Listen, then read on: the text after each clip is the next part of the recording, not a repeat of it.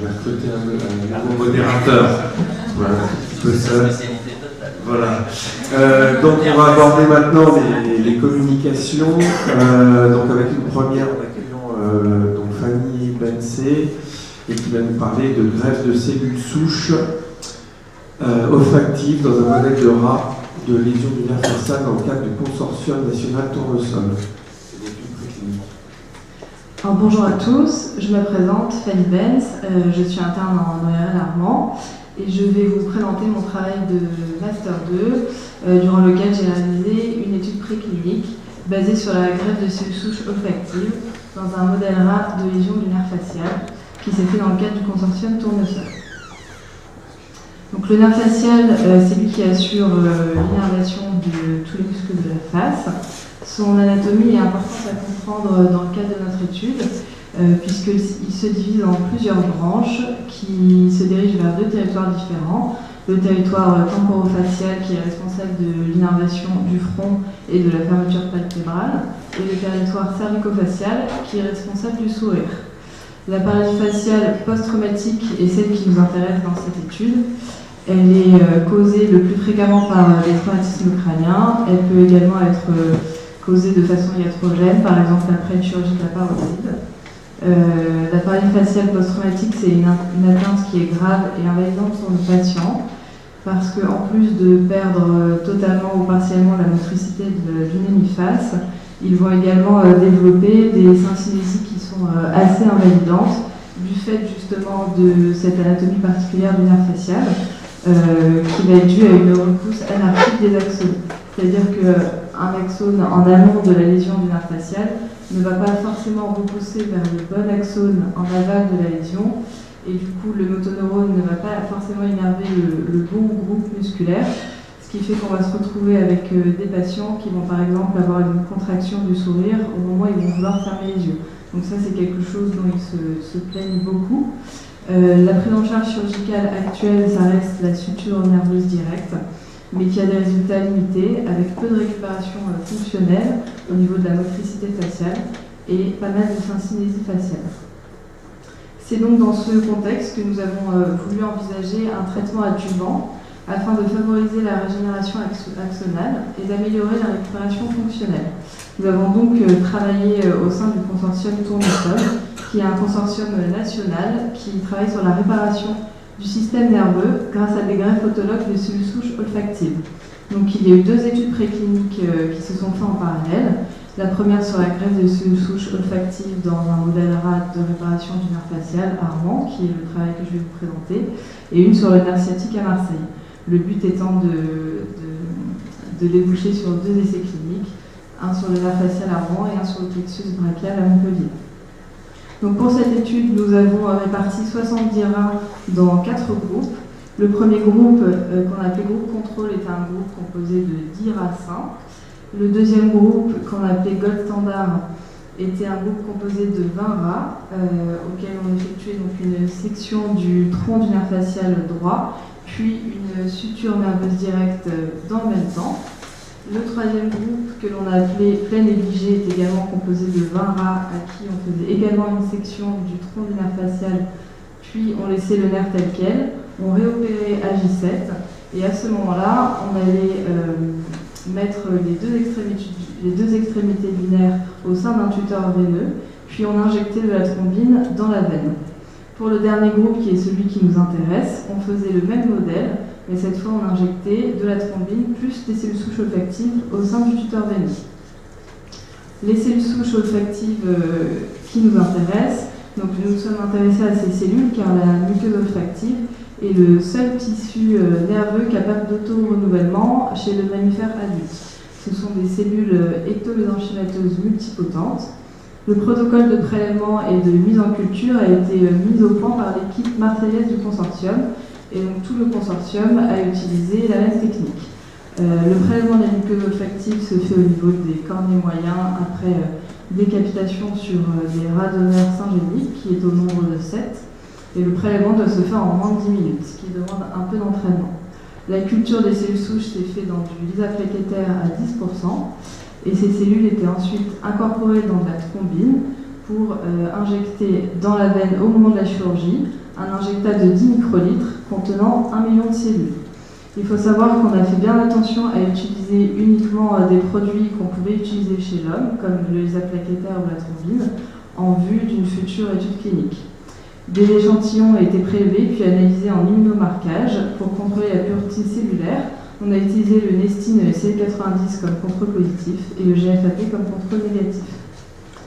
Alors, les interventions chirurgicales se sont déroulées sous anesthésie générale. Comme on peut voir sur cette photo, le rat est maintenu sous anesthésie générale par ventilation au masque. Donc, nous faisions une incision infra-auriculaire et après avoir incliné les glandes lacrymales et parotides, on tombait directement sur le rameau buccal du nerf facial. Ensuite, par dissection rétrograde, on pouvait facilement trouver le tronc du nerf facial, qui était ensuite sectionné. Pour le groupe Gold Standard, on réalisait donc une suture nerveuse directe dans le même temps. Et pour le groupe plein négligé et le groupe avec les cellules souches, on laissait le nerf tel quel.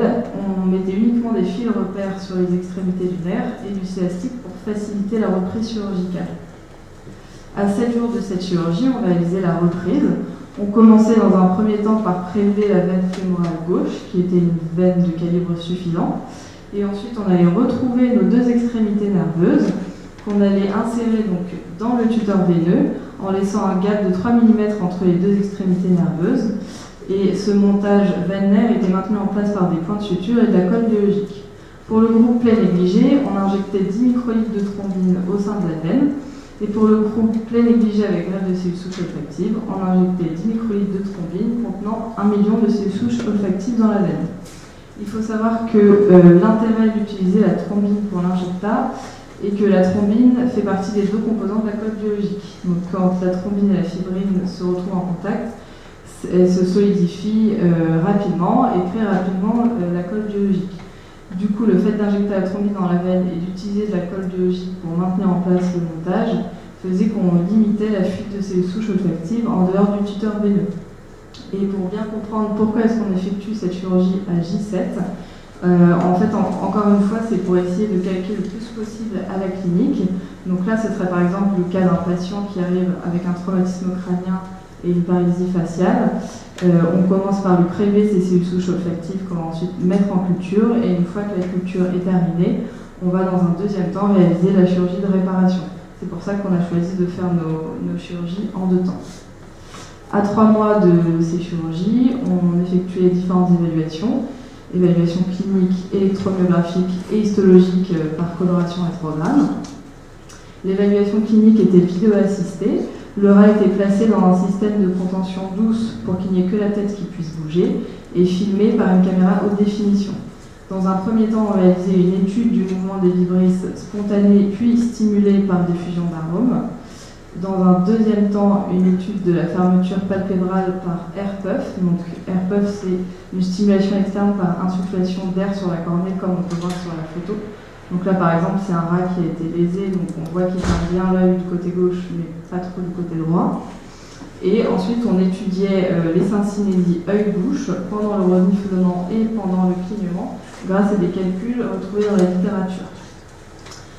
Pour l'évaluation électromyographique, les potentiels d'action musculaire étaient recueillis à l'aide d'une électrode placée au niveau orbitaire et d'une électrode placée au niveau buccal.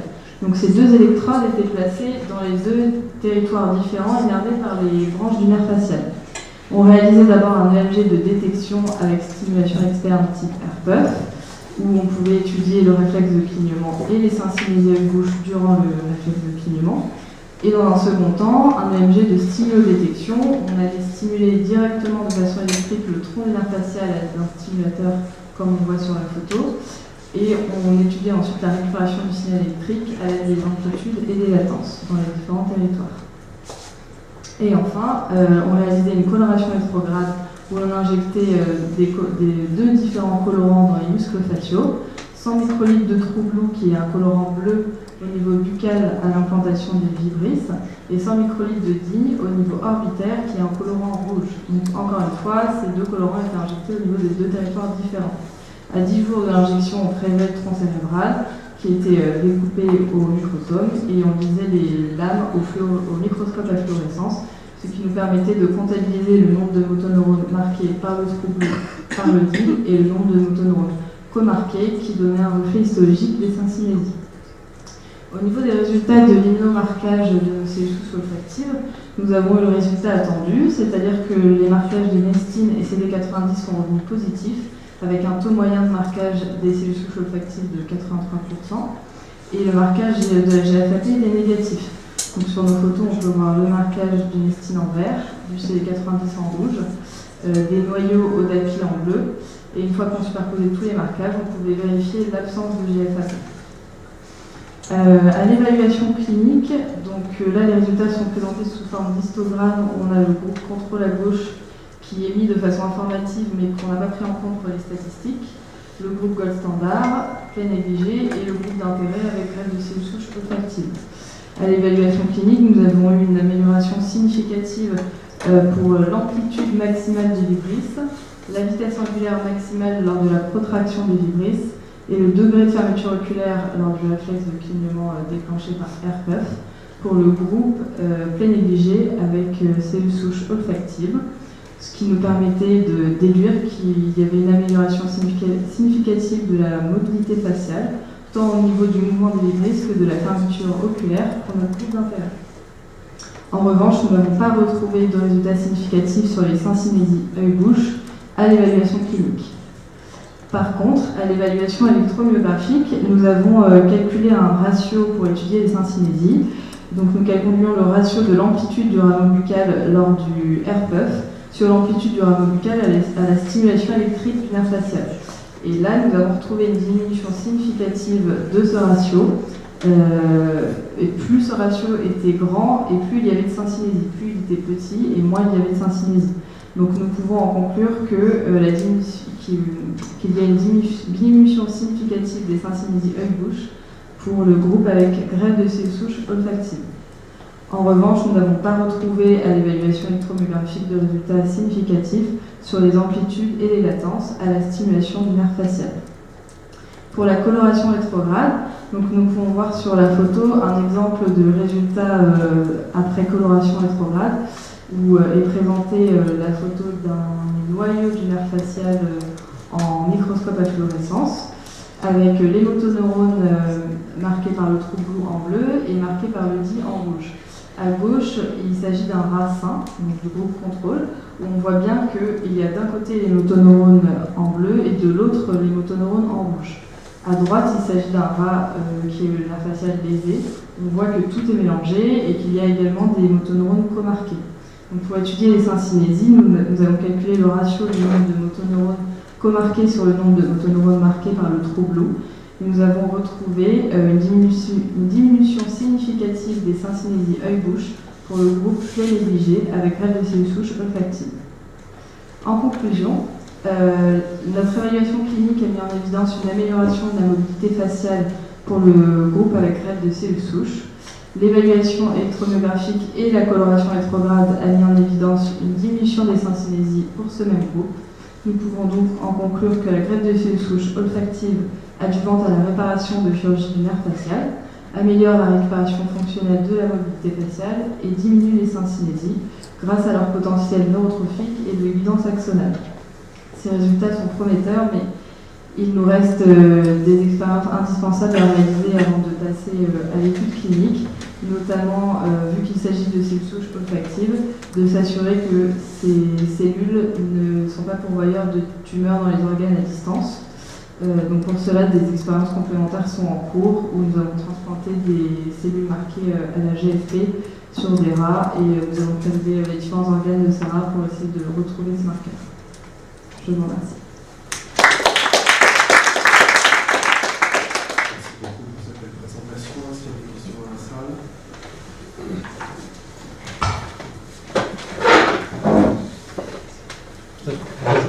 Très joli travail. Je voulais savoir comment vous êtes sûr de caractériser vos cellules souches de nature olfactive. Vous avez des moyens spécifiques pour les caractériser par rapport aux cellules souches d'autres domaines? Alors là, du coup, c'était justement grâce à l'immunomarquage qu'on a caractérisé les cellules. parce que le principal risque, c'était de ne pas avoir des cellules souches au papier, mais des cellules gliales. Et le fait de ne pas retrouver le marquage GFAP nous prouvait qu'on avait bien des cellules souches et pas des cellules gliales. Et vous les cultivez longtemps avant de... En moyenne, ça prend 2 semaines. En fait, finalement, elles se multiplient assez rapidement. C'est une culture qui est assez facile à faire. Alors, il n'y a aucun risque qu'en 2 semaines, ça ne se transforme pas en cellules pluripotentes banales. Là, c'est pas arrivé. On a eu des problèmes d'infection des cultures, mais par contre, on n'a pas eu ce problème-là. Ok, merci.